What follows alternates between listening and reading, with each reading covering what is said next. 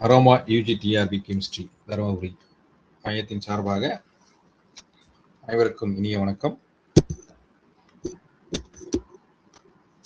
இந்த aroma UGTRB மையமானது வேதியியலுக்காக பிரத்யேகமாக உருவாக்கப்பட்டது. வேதியியலில் முதுகலை ஆசிரியர்களை உருவாக்குவதற்காகவும் பட்டதாரி ஆசிரியர்களை உருவாக்குவதற்காகவும் இந்த மையம் முனைந்து செயல்பட்டு வருகிறது. இந்த மையத்திலே 2 மாணவர்கள் முதுகலை ஆசிரியராக பணியமர்ந்துள்ளார்கள். 2019 தனலட்சுமி என்ற மாணவி செய்யாறிலே ஆசிரியராக பணியமர்த்தப்பட்டார். ராமு என்ற மாணவர் பணியமர்த்தப்பட்டார். அவர் சூளகிரி என்ற நகரில் அரசு ஆண்கள் மேல்நிலைப்பள்ளி சூளகிரியில் முதுகலை ஆசிரியராக பணியாற்றி வருகிறார். இவர்கள் 2 பேரும் நம் மையத்திலிருந்து படித்து வெளியேறிய சென்ற மாணவர்கள். இந்த மையம் 2019 செயல்பட்டு வருகிறது.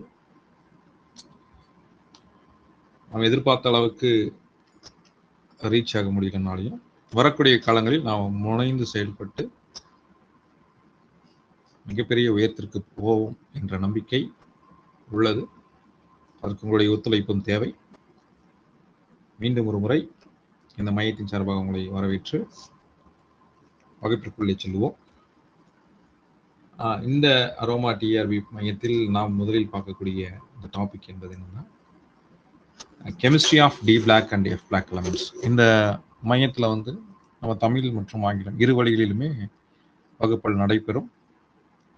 ஆங்கிலத்தில் அனைத்து மெட்டீரியலும் சரியாக தயாராக இருக்கு. தமிழில் ஒரு சில மெட்டீரியல் ரெடியாக இருக்கு, ஒரு சில மெட்டீரியல் இல்லை. போக போக நம்ம ரெடி பண்ணிக்கலாம். அது உங்களுக்கு சரியான நேரத்தில் கைக்கு வந்துடும். ஸோ இப்போ நம்ம பார்க்கக்கூடிய topic chemistry of D block and F block elements பார்க்குறோம். டி தொகுதி மற்றும் எஃப் தொகுதி தனிமங்கள். அந்த நோட்ஸில் முன்கூட்டியே நாங்கள் என்ன கொடுக்குறோம்னு சொன்னால், அதில் என்னென்ன டாபிக்ஸ் கவர் பண்ணுறோம் அப்படின்னு சொல்லிட்டு, என்னென்ன டாபிக்ஸ் கவர் பண்ணுறோம்னா, டிரான்சிஷன் எலமெண்ட் அதனுடைய கேரக்டர், என்னென்ன டிரான்சிஷன் எலமெண்ட் அதனுடைய ப்ராப்பர்ட்டிஸ் எல்லா டேட்டாஸும் சொல்லிடுறோம். அப்புறம் அலாய்ஸ் பற்றி நம்ம படிக்கணும். அந்த டிரான்சிஷன் எலமெண்ட்ல அலாய்ஸை பற்றி படிக்கணும். ஜெம்ஸ்டோன், அந்த ஜெம்ஸ்டோன்ஸை பற்றி நம்ம படிக்கணும். அப்புறம் அந்த டிரான்சிஷனில் என்ன டிரான்சிஷன் எலமெண்ட்னா என்ன, யாரெல்லாம் என்ன டிரான்சிஷன் எலமெண்ட்னு சொல்லி அவங்களோட டேட்டாஸை படிக்கணும், அவங்களுடைய ப்ராப்பர்ட்டிஸை படிக்கணும். அப்புறம் அந்த இன்னர் டிரான்சிஷன் எலமெண்ட்ஸில் கூடிய லாந்தனைடு ஆக்டினைட்ல சம் எக்ஸப்ஷனல் கேசஸ், சம் திடீர் சேஞ்சஸ் அந்த இடத்துல உருவாகுது. அந்த உருவாகிறதுக்கான காரணங்கள் யாருன்னு சொல்லி அந்த காரணத்தை நம்ம ஃபைண்ட் அவுட் பண்ணி, அந்த காரணம் யாருன்னு சொன்னால் லாந்தனைடு கான்ட்ராக்ஷன் சொல்கிறாங்க. ஸோ அது என்ன கான்ட்ராக்ஷன், அதனால என்ன விளைவுகளை நம்ம அந்த லாந்தனைடும் ஆக்டினைடும் சந்திக்குது, அதனால என்னென்ன பாதிப்புகளை அது உருவாகுது, அதனால என்னென்ன கேரக்டர் அதில் சேஞ்ச் ஆகுதுன்ற டேட்டாஸை நம்ம தெளிவாக படிக்கணும். அப்புறம் லாந்தனைடையும் ஆக்டினைடையும் நம்ம எப்படி செப்பரேட் பண்ணி நம்ம எடுக்க போகிறோம், அதோடைய ஹோர்லேருந்து எப்படி, அதோடைய தாதுவிலேருந்து நம்ம எப்படி அதை தனியாக பிரித்து எடுக்க போகிறோம். பிகாஸ் அந்த லாந்தனைடு ஆக்டினைட்ல எல்லாமே maximum radioactive elements, nuclear வெப்பன்ஸில் யூஸ் பண்ணக்கூடிய நிறைய எலமெண்ட்ஸ் அங்கே இருக்குது. ஸோ அதெல்லாம் நம்ம எப்படி நம்ம எக்ஸ்ட்ராக்ட் பண்ணி செப்பரேட் பண்ணி நம்ம பிரித்து வைக்கணுன்ற டேட்டாஸை டீட்டெயிலாக படிக்கணும். அப்புறம் எங்கெங்கெல்லாம் அந்த டிரான்சிஷன் எலமெண்ட் ஆர் என்ன டிரான்சிஷன் எலமெண்ட் அப்ளை ஆகுதுன்னு சொல்லக்கூடிய application. So these are all topic covered இந்த topic F block and D block elements. So அதை நம்ம ஃபர்ஸ்ட் என்ன பார்க்க போறோம்னு சொன்னால், so we have to see the topic number 1, general characteristics of a D black element. அதாவது D தொகுதி தனிமங்களுடைய ஒரு பொது பண்பு என்ன, அவங்க என்னென்னலாம் பண்புகளை கொண்டு இருக்கிறாங்க.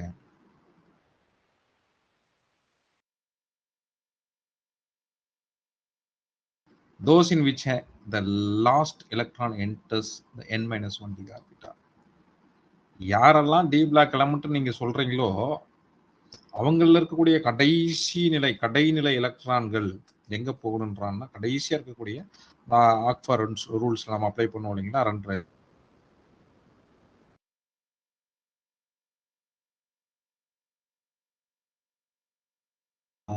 அப்படி இருந்தா அந்த element are called transition element.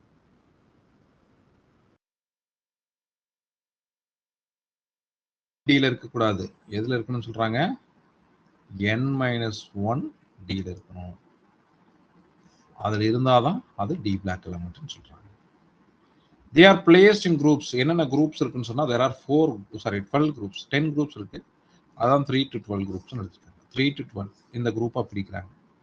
3 to 12 group elements are called D black elements. Periodic tableல நம்ம குரூப்பா பிரிப்போம். இதுல வந்து தேர்ட் குரூப்ல இருந்து 12th குரூப் வரைக்கும் இருக்கக்கூடிய அந்த group elements are called D block elements சொல்றாங்க. ஓகேங்களா? Next so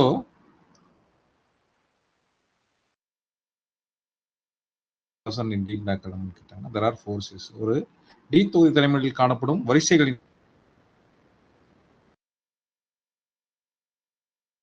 60. ஸோ இது எல்லாமே series of D block D தொகுதி தலைமுறையுடைய வரிசைகள் அப்படின்னு சொல்றாங்க. டி தொகுதி தலைமுறையுடைய வரிசைகள் இவைகள். நெக்ஸ்ட்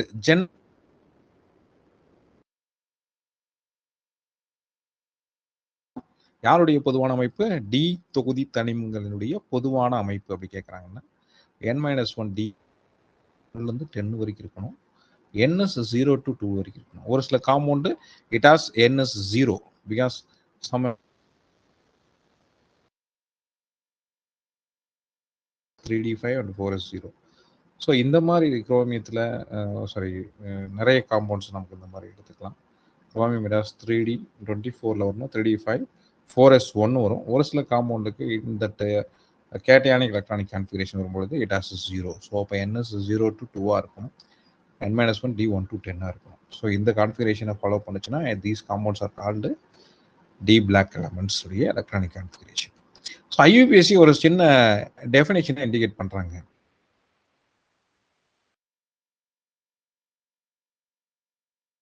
ஆமான்னு நம்ம சொல்லுவோம். ஆனா அவன் என்ன சொல்றான்னா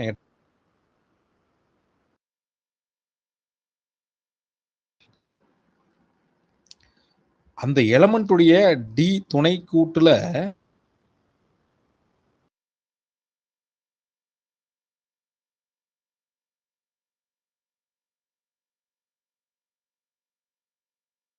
கம்ப்ளீட்டா இருக்குன்னு சொல்றாங்க. Or which can give rise to cation with an incomplete D subshell.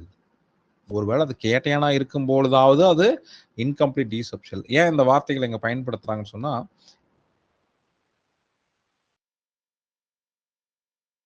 D-ல 10 electron இருக்கு. So the complete D subshell நிலையா இருக்கக்கூடிய ஒரு முழுமையாக நிரப்பப்பட்ட டிஆர்பிகளை பெற்றக்கூடிய தனிமங்கள். அப்ப இவங்களுக்கு பேர் என்ன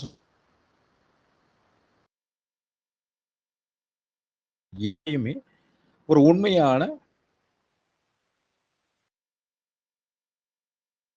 யூபிஎஸ்சி டெஃபினேஷன்ல கொடுத்துருக்கான். இவங்க 3 பேருக்கும் இதுதான் பிரச்சனை. இவங்க 3 பேரும் இங்க கிடையாது. D block elements they are not. காப்பருக்கு என்ன வரும்னு சொன்னா copper it does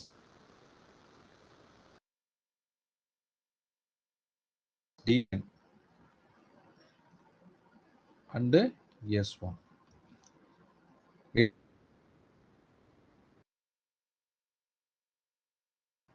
Because it has D10. இவைகளில் முழுமையாக நிரப்பப்பட்ட D10 ஆர்பிட்டால் இருக்கு. முழுமையா நிரம்பி இருக்கு. அதுல எந்த மாற்றமும் இல்லை, முழுமையா இருக்கு. அப்ப இதை நான் எப்படி மேனேஜ் பண்ணணும்? ஓகே, மேனேஜ் எப்படி இதை நான் டி பிளாக் இப்போ இதுக்கு ஜிங்க சொன்னீங்க நீங்க அப்படின்னு சொன்னா அந்த வார்த்தை தான் கொடுத்துட்டாங்க. Which can give rise to cation. இது கேட்டயானா ரைஸ் ஆகுது எப்போ? Cu2+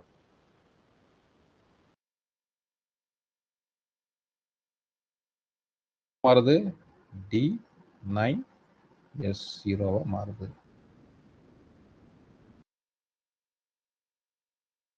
is D black element. In zinc, we are taking zinc. Zinc எடுத்துக்கலாம். Zinc 2+ல more stable. அப்போ இது என்னவா தான் இருக்குன்னு சொல்றாங்க? 3D10 4S0. So it has 3D. அதோடைய கேட்டையான்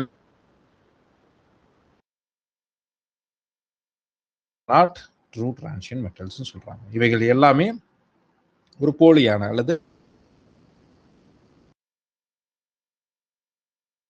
கிடையாது அப்படின்னு சொல்லுவாங்க. சொல்றேன். ஓகேங்களா? So next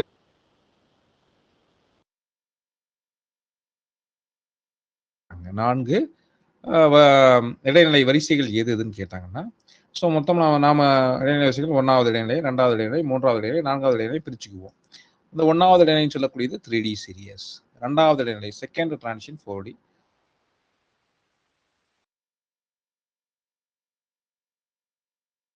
transition series are incomplete. கீழ்கண்டவற்றுள்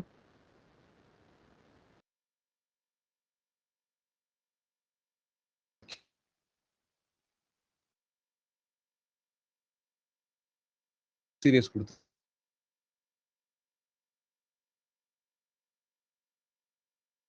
இது கொஸ்டின்ல பாக்குறப்போ செகண்ட்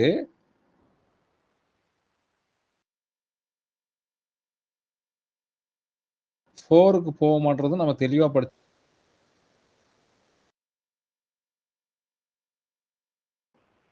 16 படிக்கிறதுனால 6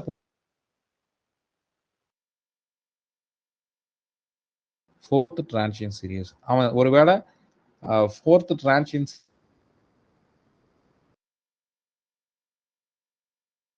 4D சீரியஸ் கொடுத்துருக்கான், 6D serious கொடுத்துருக்கான்னா 6D serious correct.